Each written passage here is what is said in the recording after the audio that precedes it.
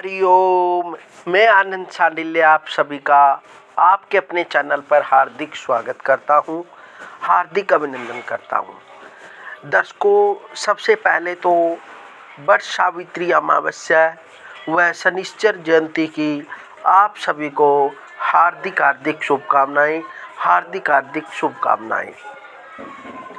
दर्शकों, हर वर्ष की भांति ज्येष्ठ कि वट सावित्री अमावस्या बहुत ही महत्वपूर्ण अमावस्या होती है, क्योंकि इस दिन विशेषकर वट वृक्ष की पूजा की जाती है और सुहागिन स्त्रियां अपने सुहाग को स्थिर रखने के लिए वट सावित्री व्रत भी करती है और साथ में वट वृक्ष की पूजा होती है।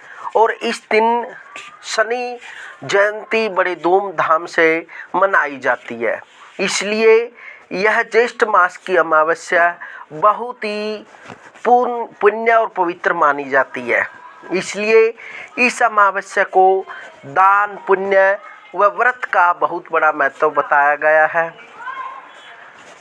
यह विशेषकर स्त्रियों के लिए है जो अपने सुहाग को स्थिर और अचल बनाने के लिए इस व्रत को करती हैं।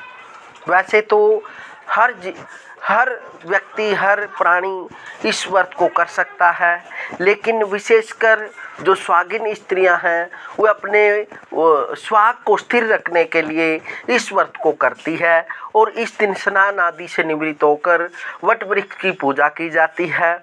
वट वृक्ष पर चनों का भोग लगाया जाता है व साथ में निवेद्य, लड्डू आदि चढ़ाए जाते हैं और उसके बाद कच्चे सूत को लेकर वट के वृक्ष तने पर लपेटा जाता है और वट वृक्ष की परिक्रमा की जाती है, क्योंकि ऐसा करने से वट वृक्ष भगवान की कृपा से ब्रह्मा, विष्णु, महेश आदि त्रिदेवों की कृपा प्राप्त होती है और उसकी जो इच्छाएं होती हैं भगत की, वह अवश्य ही पूरी होती है।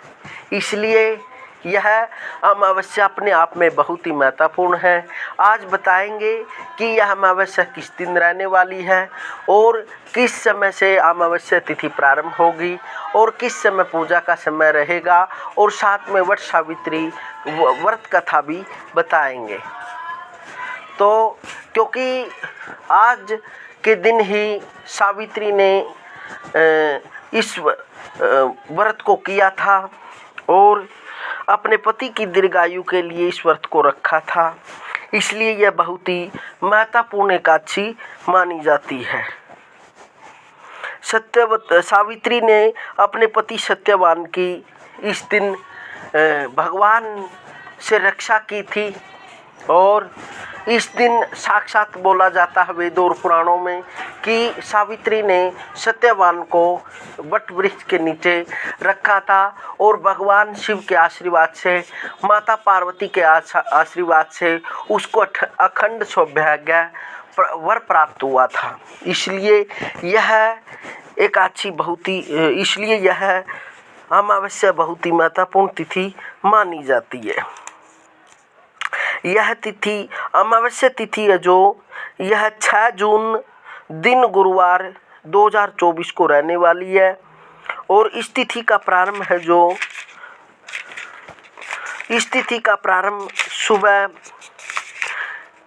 सुबह से प्रारंभ होगा, क्योंकि इस तिथि के दिन स्नान आदि से निवृत्त होकर वट वृक्ष की पूजा करनी चाहिए और बड़े प्रेम के साथ इस व्रत को मनाना चाहिए।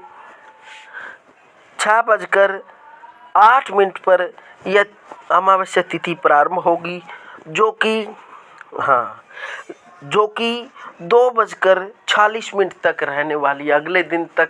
इसलिए अमावस्या तिथि 6 जून को सारे दिन रहने वाली है। जेठ कृष्ण अमावस्या को बड़ सायात अमावस्या कहते हैं। बड़ सायात अमावस्या को बड़ी बड़ की पूजा करते हैं। पानी, रोली, चावल, गुड़, भीगा हुआ चना, फूल सहित आदि वट वृक्ष की पूजा की जाती है, जिससे वट वृक्ष की पूजा करने से उस पर ब्रह्मा विष्णु महेश आदि की कृपा प्राप्त होती है।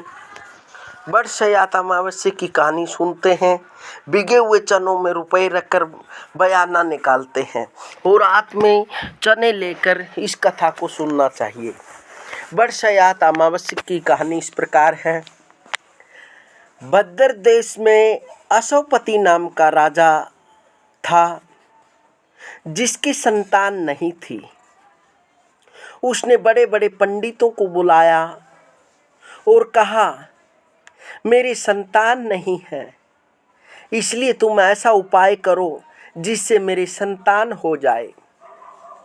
पंडित जी बोले, भाई संतान तो तुम्हारे एक पुत्री लिखी है जो 12 वर्ष की आयु में विधवा हो जाएगी।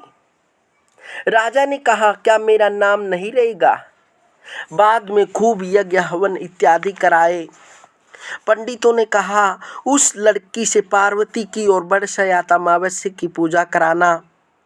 यज्ञ होम कराने से उसकी स्त्री गर्भवती हो गई तो पंडितों ने उसकी जन्मपत्री देखकर कहा, जिस दिन यह कन्या 12 वर्ष की होगी उस दिन इसका विधवा हो जाने का योग है, इसलिए इससे पार्वती जी और बरसयात अमावस्या की पूजा कराना। जब सावित्री बड़ी हुई तो उसका विवाह सत्यवान के साथ कर दिया। सावित्री के सास ससुर अंधे थे। वह उनकी बहुत सेवा करती थी और सत्यवान जंगल से लकड़ी तोड़कर लाया करता था और सावित्री को मालूम था कि वह जिस दिन 12 वर्ष की हो जाएगी उस दिन उसके पति की मृत्यु हो जाएगी।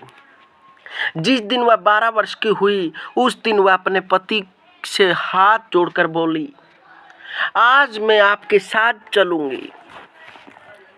सत्यवान बोला, तू मेरे साथ चलेगी तो मेरे अंधे माँ बाप की सेवा कौन करेगा? अगर वह कहेंगे तो तुझे ले चलूंगा। फिर वह अपने सास ससुर के पास गई और जाकर बोली, आप कहें तो आज मैं जंगल देखने चली जाऊं? वे बोले, बहुत अच्छी बात है, चली जा। जंगल में जाकर सावित्री तो लकड़ी तोड़ने लगी और सत्यवान पेड़ की छाया में सो गया। उस पेड़ में सांप रहता था। उसने सत्यवान को डस लिया। वह अपने पति को गोदी में लेकर रोने लगी। महादेव और पार्वती जी वहां होकर जा रहे थे। उसने उनके पैर पकड़ लिए और बोली, मेरे पति को जिंदा कर दो। वे बोले, आज बरसयात अमावस्या है, उसकी तू पूजा करेगी तो तेरा पति जिंदा हो जाएगा।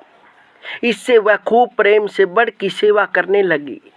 उसने बड़ के पत्तों का गहना बनाकर पहना तो हीरे मोती के हो गए। इतने में धर्मराज का दूत आ गया और उसके पति को ले जाने लगा। सावित्री ने उसके पैर पकड़ लिए। धर्मराज बोला, तू वरदान मांग। सावित्री ने कहा, मेरे माँ बाप के पुत्र नहीं हैं, वे पुत्रवान हो जाएं। धर्मराज बोला, सत्य वचन हो जाएगा। फिर वह बोली, मेरे सास ससुर अंधे हैं, उनके नेत्रों में ज्योति आ जाए।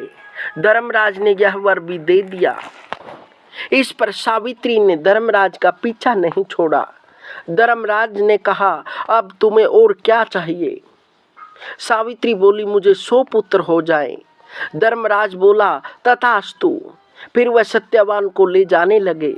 तब सावित्री बोली, हे महाराज, आप मेरे पति को ले जाएंगे तो पुत्र कहाँ से होंगे? धर्मराज ने कहा, हे सती, तेरा स्वाग तो नहीं था, परंतु बरसयात अमावस्या करने से और पार्वती जी की पूजा करने से तेरा पति जीवित हो जाएगा। सारे में ढिंढोरा पिटवा दिया कि कहते सुनते जेठ की अमावस्या आएगी जब बड़ की पूजा करना और बड़ के पत्तों का गहना बनाकर पहनना, बायना निकालना। हे महाराज, जैसे बरसयात अमावस्या ने सावित्री को सुहाग दिया उसी प्रकार सबको दियो।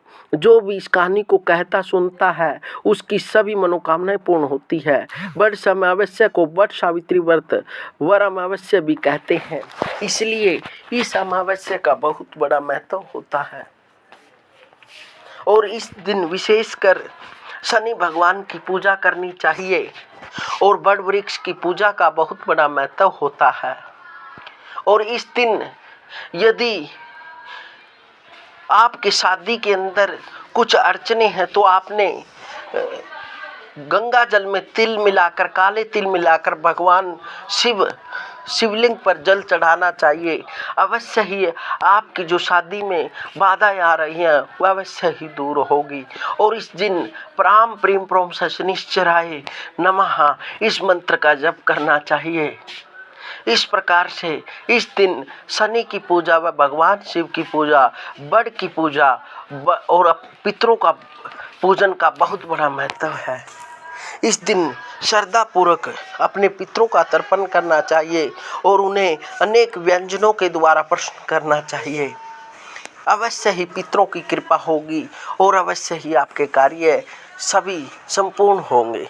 मिलते हैं दर्शकों अगली वीडियो में, तब तक हरिओम।